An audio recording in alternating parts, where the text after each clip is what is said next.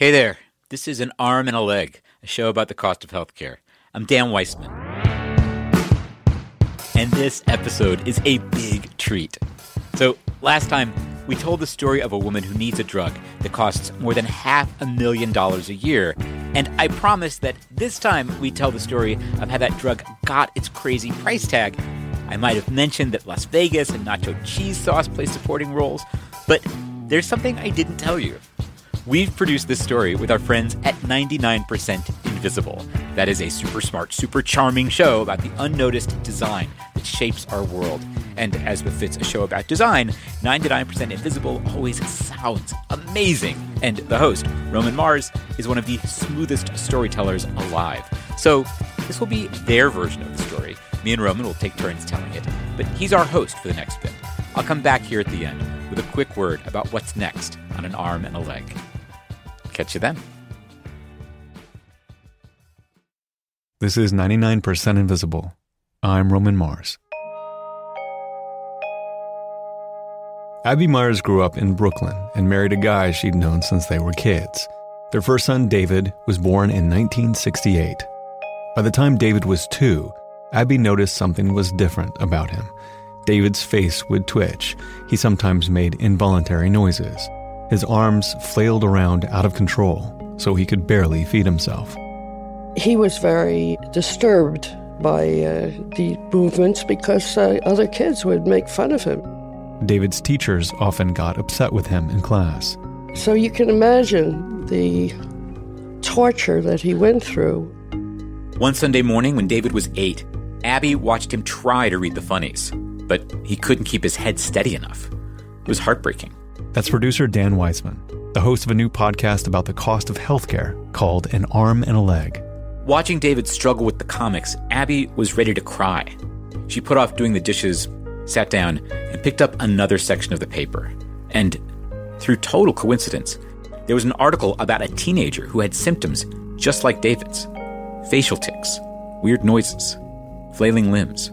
I stood up and I yelled for my husband and I said, "You have to read this. This is what David has." Abbey and her husband brought the article to David's pediatrician, and the doctor agreed. This story described exactly what David had. This condition will sound familiar to you, but at the time, most people, even doctors, had never heard of it. It was called Tourette syndrome.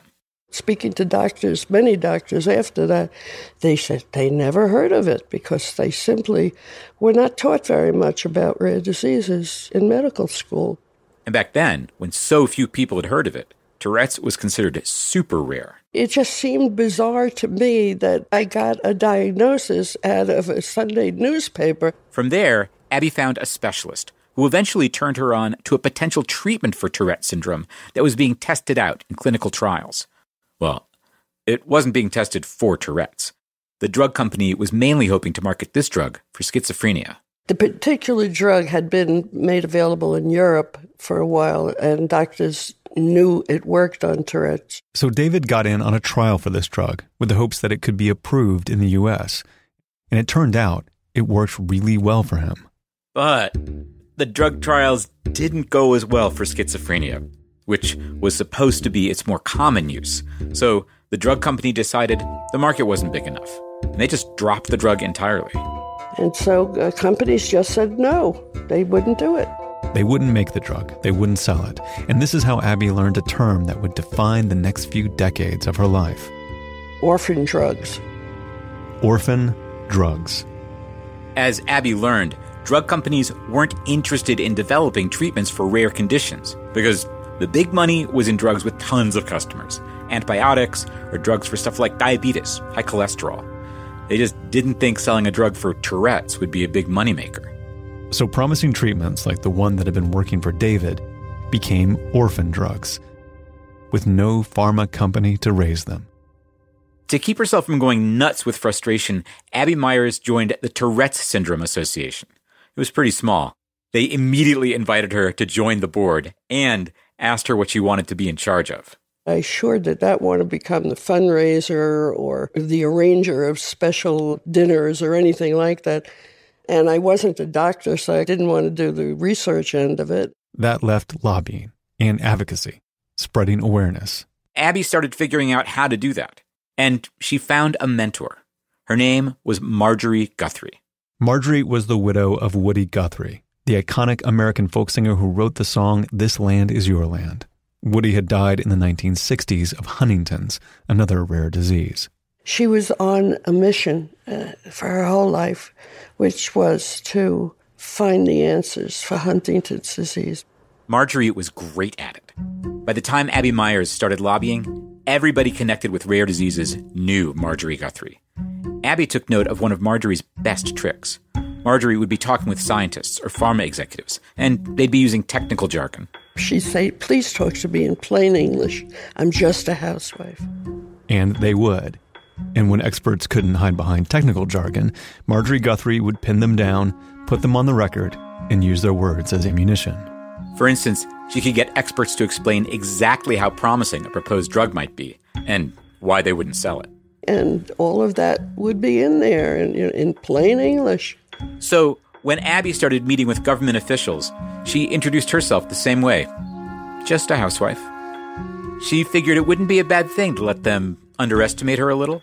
I found that people wanted to think about a woman as somebody who's just trying to raise her kids. She's just a housewife. By June 1980, Abbey and Marjorie and their allies got a California congressman to hold a hearing to call attention to the problem of orphan drugs. This was their big chance to finally have a national audience, to put pharma companies on the spot, to make them face the patients who were waiting for treatments. Maybe this hearing could really change things. Well, nobody from the pharmaceutical industry showed up. Also, hardly any elected representatives showed up. Well, no Republicans at all showed up. Maybe one or two congressmen stuck their head in and sat down for 5 minutes and then left. The gallery was pretty empty too. It was like nobody was there except the very, very last row in the room. A young man was sitting there, and I had no idea who he was. And it turned out that he was a reporter for the Los Angeles Times. That reporter was there because for him, it was a local story. One of the people testifying, a teenage boy with Tourette's, was from Los Angeles. It resulted in a very short story, buried in the middle of the paper, where nobody was likely to see it. Except somebody did. If you're old enough to have watched TV in the 1970s, the name Jack Klugman will instantly conjure a raspy-voiced, slightly pudgy New Yorker. The sitcom The Odd Couple was huge. Jack Klugman played a middle-aged slob whose roommates were the neat freak. What's this? It's your Christmas present. I forgot to give it to you. Merry Christmas. What is it? Assorted cheeses. When that show ended, Jack Klugman got his own brand new TV show, a kind of detective series. He played a medical examiner called Quincy. The Quincy Show, which was nice entertainment about a doctor who looked at dead bodies and decided who the murderer was. It was like a precursor to CSI, and it was kind of a big deal at the time. Gentlemen, you are about to enter the most fascinating sphere of police work, the world of forensic medicine. And after that little story in the Los Angeles Times came out, Abbey got a call from somebody who said he was a producer on The Quincy Show. She was skeptical. I said yes, and I'm Mrs. Santa Claus. But after a few minutes on the phone, she realized the guy was telling the truth. He was a producer for Quincy, and he happened to have a fairly rare disease himself. In fact, he was dying of bone cancer. And so he said this whole thing with orphan drugs is a beautiful story, and I'd really like to do an episode of Quincy about it. And this producer had the pull to make it happen. His name was Maurice Klugman. He was Jack Klugman's brother. I mean, these things happen in the movies. They don't happen to real people. But that's what happened. The episode actually got made. It happened. And in the episode, a teenager with Tourette's dies under suspicious circumstances. Turns out, it's not exactly a murder.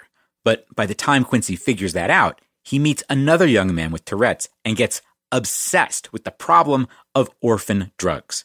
Here's Quincy talking with that kid's dad. So if you've got a disease that happens to have a low incidence, don't count on the pharmaceutical companies for any help. That's why they call them orphan drugs. The miracles, the cures for rare diseases that no one wants to adopt. Well, isn't there a bill before Congress that's supposed to deal with all this? The orphan drug bill, it's still being considered. The show suddenly goes from a mystery to a policy drama. Quincy goes all in on the orphan drugs issue. He lobbies pharma companies, the FDA, congressmen, becomes a total policy nerd. At the big finish, the kid with Tourette's, after a pep talk by Quincy, gives a blockbuster speech at a congressional hearing. I'm thinking about the other victims. Not just of Tourette's, but anyone who is unlucky enough to have a disease that never made it to the top 40. This congressional hearing was obviously fictional, but it got a real-world response. When that show was broadcast, Jack Klugman received thousands and thousands of letters, and they didn't even open them. They just had these big sacks. They were like Santa Claus sacks, and they stuffed all the mail into them, and they sent all of those sacks to me. The letters were from people with rare diseases and people who just wanted to do something to help solve the orphan drug problem. With this kind of publicity and support, Abbey and her friends got another congressional hearing. On March 10th, 1981, real-life elected officials heard testimony about a real-life proposal to create financial incentives for pharma companies to take on orphan drugs. On hand to give that proposal a boost of star power was Jack Klugman himself. The actor flew to Washington and testified in this new hearing in Congress. This time, it was packed. People just sat down on the floor in the aisles. It was pandemonium because Jack Klugman was in the room. I'm telling you, Jack Klugman was a big deal in those days. An orphan drug bill passed the House, but it got stalled in the Senate, where Abbey heard a single senator was secretly blocking it. It was rumored to be Orrin Hatch. So Jack Klugman and his crew swing into action. They do another episode of Quincy, one where a single senator is holding up an orphan drug bill. In the climactic scene, Quincy confronts that senator in his D.C. office. If I choose to keep voting against this bill, it's simply because I think it's in the best interest of the nation. Then you should be ready for the reaction. There won't be any reaction. I played this course too many times. Or maybe the rules have been changed. Why don't you take a look out the window, Senator? The senator glances incredulously toward the window. Then, back to Quincy. Then, both guys turn and walk solemnly over to this huge picture window. And out in the street, there's a big demonstration heading straight toward the senator's office. The camera gently zooms past the two men and focuses on the action outside. There are hundreds of people, lots of them in wheelchairs, and they've got colorful signs with slogans like, "Now is the time, vote for the orphan drug bill," and, in a direct pitch to the fictional senator watching through the window, "We need you, Senator Reeves." This sequence lingers, and lingers, and lingers. These extras were all actual people with rare diseases that Abbey Meyers and her colleagues recruited. Except not actually in Washington. They shot it in Pasadena, where the weather was better. The fake March on Washington totally worked. The fake senator on the show caved. I cannot support this bill, but I won't stand in its way. And so did the real-life senator, Orrin Hatch. There would not be an Orphan Drug Act if it was not for that episode of Quincy. The Orphan Drug Act passed the Senate. President Ronald Reagan signed it into law, and the fake March on Washington became, in some people's minds, a real-life event.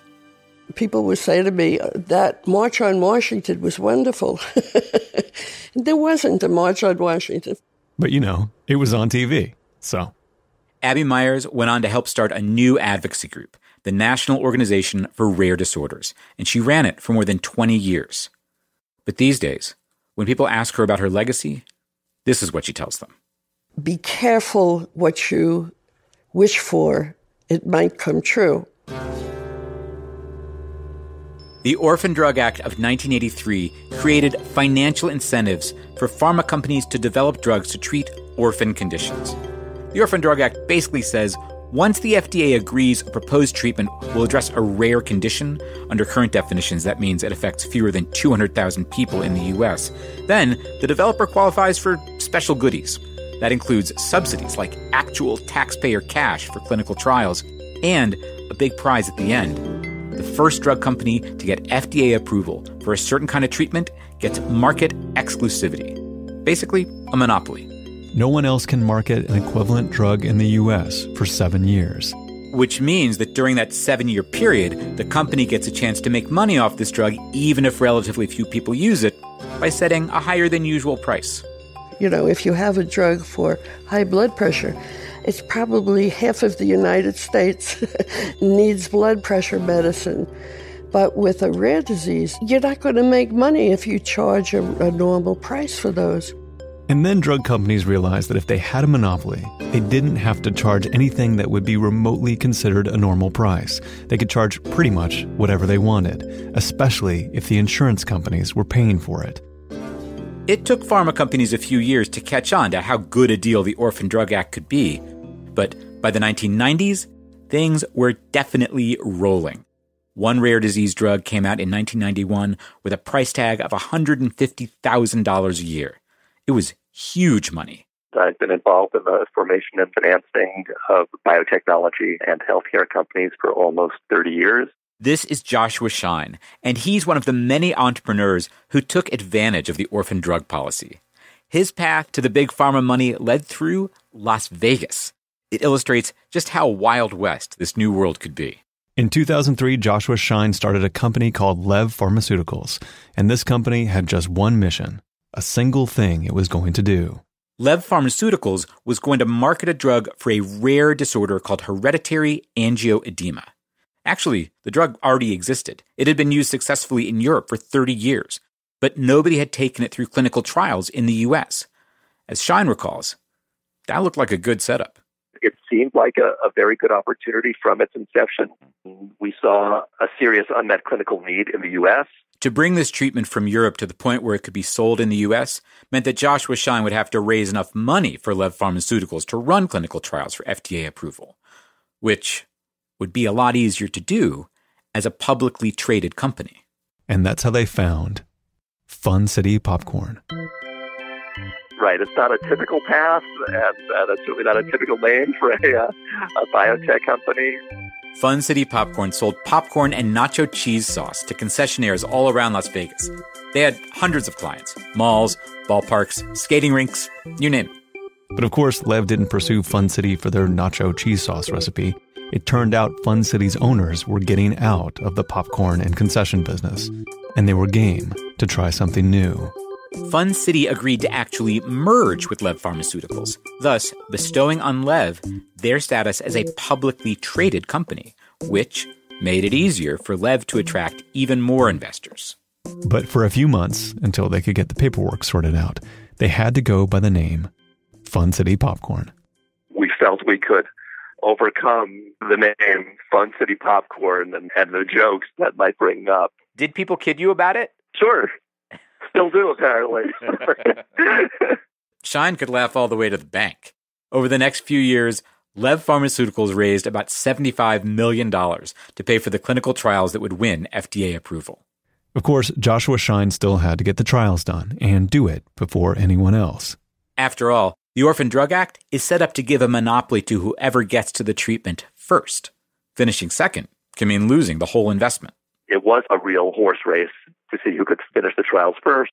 And Schein won this particular race. Yeah, I'm very pleased with how this worked out. It worked out, most importantly, for patients. And of course, he's also glad it worked out for the shareholders. Most companies don't pan out. And so, I'm pleased that as management of a company that we were able to provide a return for our shareholders. It was a big return. In 2008, a couple weeks before the FDA gave the new drug its final approval, Lev Pharmaceuticals sold for $442 million. And within a few years, the new owner was making $400 million back from this one drug every year, thanks to a price tag that made this one of the world's most expensive drugs, more than $500,000 a year per patient. And then that owner sold itself to a still bigger company for $4.2 billion. That company's CEO says that the company's entire strategy is to make money from the treatment of rare diseases. The Orphan Drug Act and the crazy pricing that is its legacy is this company's whole vision for making tons of money. This is why Abbey Meyers has mixed feelings about her legacy. 35 years later, the Orphan Drug Act has been responsible for the most miraculous treatments and many, many diseases. But some of the companies that make these drugs have put prices on them that make the drugs absolutely unaffordable. In other words, it's like a ransom note for thousands of desperately ill people. Joshua Schein from Lev Pharmaceuticals has a different perspective. He says it is hard enough to get money to develop these drugs, even with the Orphan Drug Act's incentive of a massive payout. These drugs are hugely expensive to develop, and the failures far, far outnumber the successes. And without a system in place like the Orphan Drug Act, the drugs would not come to market. Of course, it doesn't have to be this way. Abbey Meyers and others have their own proposals for how to balance incentives with reasonable prices. It's a giant debate. If you look at a list of the most expensive drugs, you'll notice two things. They are unbelievably expensive, tens of thousands of dollars a month. And they are generally for rare conditions. Whoever pays an individual bill, insurance companies, patients, the whole thing contributes to the spiraling cost of healthcare. And it's going to take more than a fake TV march on Washington to fix the problem.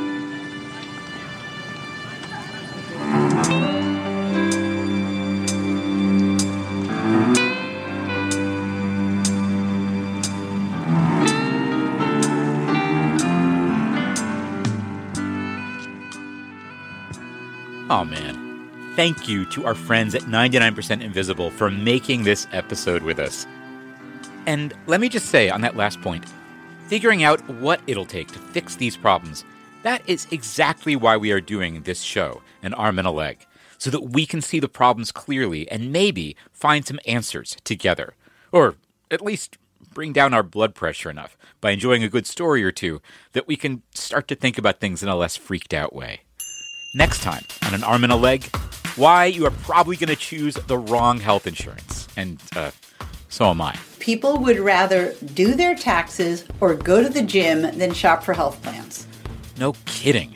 We get the scoop from an economist on why it is so freaking hard. And way off in the distance, I spot a ray of light. Meanwhile, thank you so much for listening to these first episodes of An Arm and a Leg.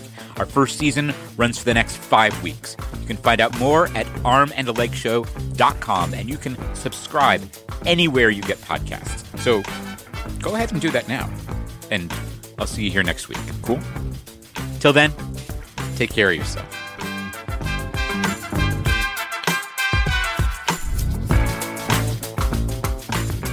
This is An Arm and a Leg, a show about the cost of healthcare. This episode was produced by me, Dan Weissman, edited by Avery Truppelman for 99% Invisible, with additional editing by our own Whitney Henry Lester. Mix and tech production by Sharif Youssef for 99% Invisible, with additional production by our Adam Raimundo. Music for 99% Invisible by Sean Real, and our music is by Dave Weiner. Daisy Rosario is consulting producer for An Arm and a Leg. Thanks to Abbey Meyers, Joshua Schein, and Nora Guthrie. You can find An Arm and a Leg on Facebook. We're on Twitter and Instagram at Arm and a Leg Show. Our own website is armandalegshow.com. Thanks to Public Narrative for serving as the fiscal sponsor for our launch, publicnarrative.org. Thanks to the donors who made that launch possible, and to our Patreon supporters. Welcome aboard, and thank you.